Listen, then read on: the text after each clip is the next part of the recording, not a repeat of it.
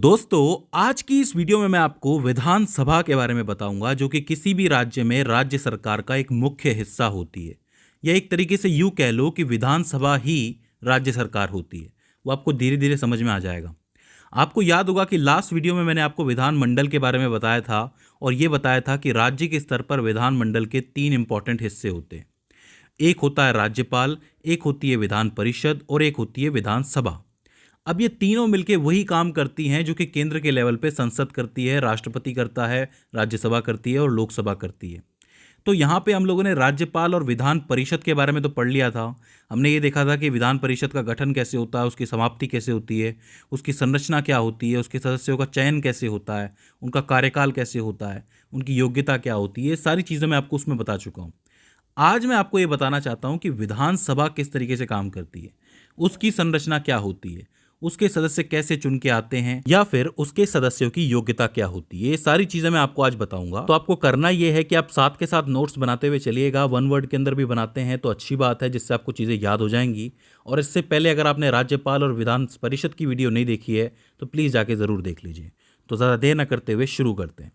तो देखो, बात अगर विधानसभा की हो रही है तो सबसे पहले हमें बात करनी पड़ेगी अनुच्छेद की, कि कौन से अनुच्छेद में इसकी बात हो रही है। तो विधानसभा के बारे में अनुच्छेद 170 के अंदर बताया गया है।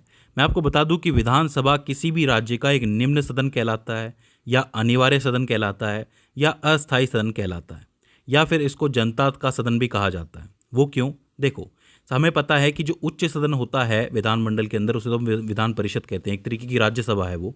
तो ये जो विधानसभा है एक तरीके से लोकसभा आप कह सकते हो इसको, इसलिए इसको निम्न सदन कहा जाता है। दूसरी चीज ये है कि ये अनिवार्य सदन इसीलिए है क्योंकि इसमें बैठा होता है एक मंत्री परिषद या फिर राज्य मंत्री परिषद, जो कि जनता द्वारा चुन के आता है और जिसको जनता के लिए काम करना पड़ता है। तो ये एक अनिवार्य सदस्य है। ऐसा नहीं है कि विधान परिषद की तरह हो या नहीं हो, क्या फर्क पड़ता है, इसके अंदर जरूरी है ये। और अस्थायी इसीलिए होता है क्योंकि हर 5 साल के अंदर चुनाव होते हैं, तो विधानसभा हर 5 साल के अंदर भंग हो जाती है, तो ये अस्थायी सदन कहलाती है। तो ये नाम आपको क्लियर हो गए, निम्न सदन, अनिवार्य सदन, अस्थायी सदन, या फिर जनता का सदन, या फिर एक तरीके से लोकप्रिय सदन भी जिसको आप कह सकते हो, क्योंकि लोगों के द्वारा चुने हुए लोग यहाँ पे बैठते हैं। इसके बाद हम लोग बात करते हैं विधानसभा की संरचना के बारे में। तो देखो, विधानसभा के अंदर जो सीटें होती हैं वो उस राज्य की जनसंख्या के आधार पर तय की जाती है। जैसे कि आपको पता है कि हमारे देश में इस वक्त 28 राज्य हैं और 8 केंद्रीय शासित प्रदेश हैं। तो 28 राज्यों के अंदर 28 विधानसभाएं होंगी, लेकिन 28 राज्यों की जनसंख्या एक समान थोड़ी हो सकती है, वो तो अलग अलग है। तो उस जनसंख्या के आधार पर हमेशा विधानसभा की सीटें तय की जाती हैं। अगर जनसंख्या ज़्यादा तो सीटें ज़्यादा, और जनसंख्या कम तो सीटें कम। अब इसमें एक चीज़ नोट करने वाली ये है कि ये जो जनसंख्या की बात हो रही है, जनगणना की बात हो रही है, ये कौन सी जनगणना की बात हो रही है? 1971 की। मतलब 1971 में एक जनगणना हुई थी, उस हिसाब से कुछ एक आंकड़े सामने आए थे हर राज्य के, तो उस हिसाब से सीटें तय की गई थी। फिर उसको कर दिया गया था फिक्स, यानी कि 2026 तक के लिए फिक्स कर दिया गया था कि उस टाइम की जो सीटें थी विधानसभा की वो अब 2026 तक नहीं बदलेंगी। हालांकि ये फैसला पहले 2000 तक के लिए हुआ था, मतलब सन 2000 तक के लिए। उसके बाद इसको बढ़ा करके 2026 कर दिया गया था। अब इसके बाद तो दोबारा नई जनगणना होगी और उस हिसाब से सीटों को बढ़ाया जाएगा। ऑब्वियस सी बात है, क्योंकि इतने समय में जनसंख्या बढ़ गई है तो सीटें भी बढ़ानी पड़ेंगी। अब चूंकि मैंने संरचना की बात की है तो इसके अंदर अधिकतम सदस्य भी होंगे और न्यूनतम सदस्य भी होंगे। तो याद रखिए कि किसी भी विधानसभा में अधिकतम सदस्य जो हो सकते हैं वो 500 हो सकते हैं, मतलब 500 सीटें उसके अंदर हो सकती हैं। और जो न्यूनतम सदस्य हैं वो 60 हो सकते हैं। अब जैसे कि यूपी है, यूपी में सबसे ज़्यादा जनसंख्या है, तो वहाँ पे सीटें भी सबसे ज़्यादा हैं, 403 विधानसभा सीटें हैं वहाँ पे। लेकिन अगर आप बात करते हो न्यूनतम सीटों की, तो आपको एक चीज़ समझनी पड़ेगी कि कुछ एक अपवाद भी हैं, जहाँ मतलब कुछ ऐसे राज्य भी हैं जिनकी जनसंख्या काफ़ी कम है। जैसे कि गोवा है, गोवा के अंदर 40 विधानसभा सीटें हैं। अब उसके अंदर उतनी ही ज़रूरत है तो उस हिसाब से सीटें रखी गई हैं। मिज़ोरम के अंदर भी 40 हैं और सिक्किम के अंदर तो सिर्फ 32 है। तो ये अपवाद स्पेशली पूछ लिए जाते हैं कि ऐसे कौन से राज्य हैं जिनके अंदर न्यूनतम विधानसभा सीटों से भी कम सीटें हैं। तो आपको गोवा, मिजोरम और सिक्किम, ये 3 चीज़ें याद रखनी है। इसके अलावा केंद्रीय शासित प्रदेशों के पास भी विधानसभा होती है, मतलब कुछ एक हैं जैसे कि दिल्ली और पुदुचेरी। ये 2 ऐसे आपके प्रदेश हैं, मतलब केंद्रीय शासित प्रदेश हैं जिनके पास अपनी विधानसभाएं हैं। तो दिल्ली के अंदर कितनी विधानसभा सीटें हैं? 70 हैं। और पुदुचेरी में 30 हैं। तो पुदुचेरी भी अपने आप में एक उदाहरण है जिसके पास न्यूनतम से कम है, मतलब न्यूनतम विधानसभा सीटों से भी कम सीटें हैं। इसके बाद पूछा जाएगा कि इसमें बैठने वाले सदस्यों का निर्वाचन कैसे होता है, चुनाव कैसे होता है। तो इसमें आपको दो चीज़ें याद रखनी है, मतलब दो शब्द याद रखने हैं। पहला तो ये है कि प्रत्यक्ष रूप से जनता द्वारा चुनाव होता है, मतलब जनता खुद आकर के चुनती है। और दूसरा ये है कि वयस्क मताधिकार होता है, यानी कि 18 साल से ऊपर के सभी लोग वोट करते हैं। 18 से नीचे का कोई नहीं करता है, सिर्फ वयस्कों को ये अधिकार है जो जाकर के मत कर सकते हैं, मतलब वोट कर सकते हैं। तो यहाँ पे 3 प्रमुख बिंदु हो जाते हैं। एक संरचना जिसके अंदर अधिकतम सदस्य 500 हैं, न्यूनतम सदस्य 60 हैं। यूपी के अंदर सर्वाधिक 403 सीटें हैं। अपवादों में आपको याद रखना है गोवा, मिजोरम, सिक्किम और पुदुचेरी भी रख लो तो अच्छी बात है, लेकिन पुदुचेरी को अगर आप केंद्रीय शासित प्रदेशों से याद रखोगे तो बहुत बेहतर होगा। गोवा में कितनी है, 40, मिजोरम में भी 40, इसके अलावा दिल्ली में 70 और पुदुचेरी में 30। चुनाव कैसे होता है, प्रत्यक्ष रूप से जनता द्वारा होता है और वयस्क मताधिकार होता है। अब इसके बाद बात करते हैं कि क्या विधानसभा में भी आरक्षण होता है, मतलब विधानसभा में जो सीटें होती हैं उसमें आरक्षण किस हिसाब से दिया गया है। तो देखो यहाँ पे आपको दो अनुच्छेद आपको याद रखने हैं मेनली।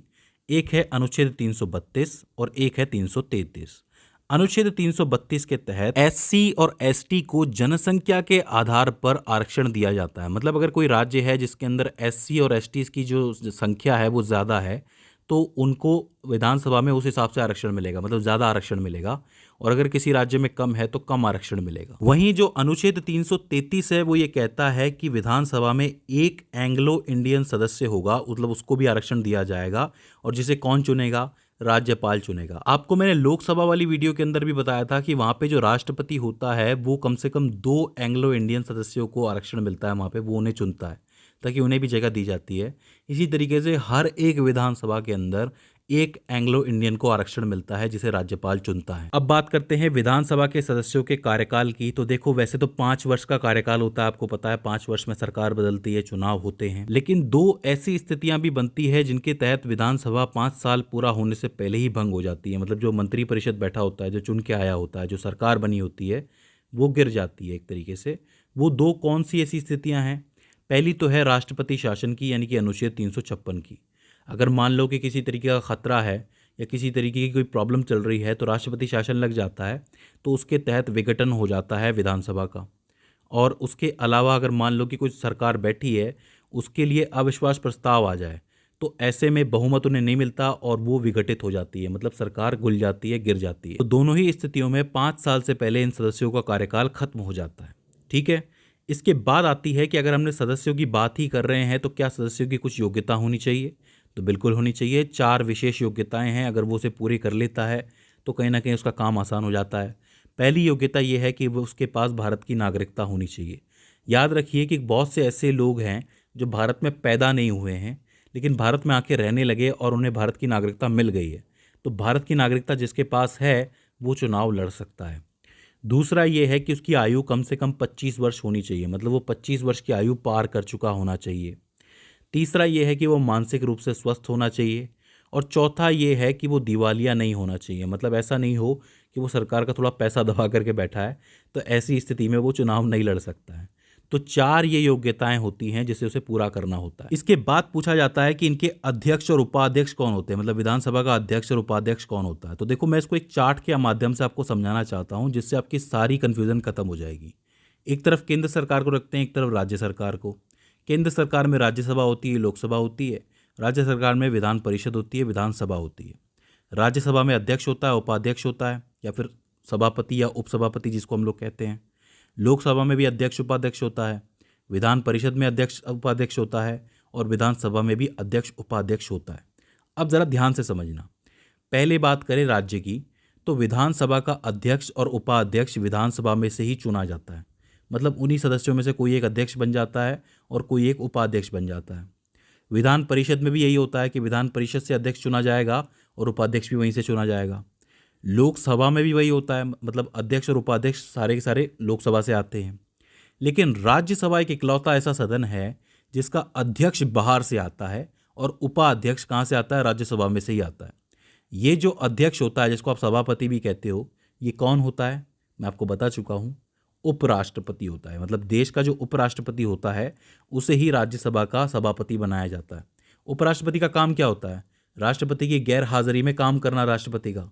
लेकिन अगर मान लो राष्ट्रपति मौजूद है तो उपराष्ट्रपति करेगा क्या? उसको तनख्वाह किस बात की दी जाएगी? उसे तनख्वाह मिलती है राज्यसभा का सभापति बनने की। ठीक है, तो ये चार्ट से आप इजीली याद रख सकते हो कि कई बार कन्फ्यूजन होता है कि विधानसभा का अध्यक्ष उपाध्यक्ष कहाँ से आता है, विधान परिषद का कहाँ से आता है, लोकसभा का कहाँ से आता है और राज्यसभा का कहाँ से आता है।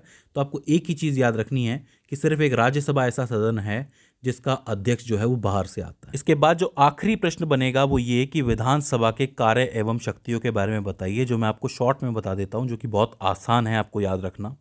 सबसे पहली चीज़, चूंकि ये विधायिका होती है तो इनका काम होता है कानून बनाना या फिर विधेयक पारित करना। अब विधेयक का मतलब ये होता है कि बिल पास किया तो कोई कानून ही आया है, तो विधेयक को पारित करना इनका सबसे पहला काम होता है। दूसरा ये होता है कि विधानसभा में बैठता है मंत्रिपरिषद। कौन सा मंत्रिपरिषद? राज्य मंत्रिपरिषद। ये पूरा राज्य मंत्रिपरिषद विधानसभा के लोगों के लिए उत्तरदायी होता है। मतलब अगर कोई भी काम सरकार कर रही है तो उसका जो मंत्रिपरिषद है सरकार का, वही जाकर के विधानसभा में जवाब देगा ना।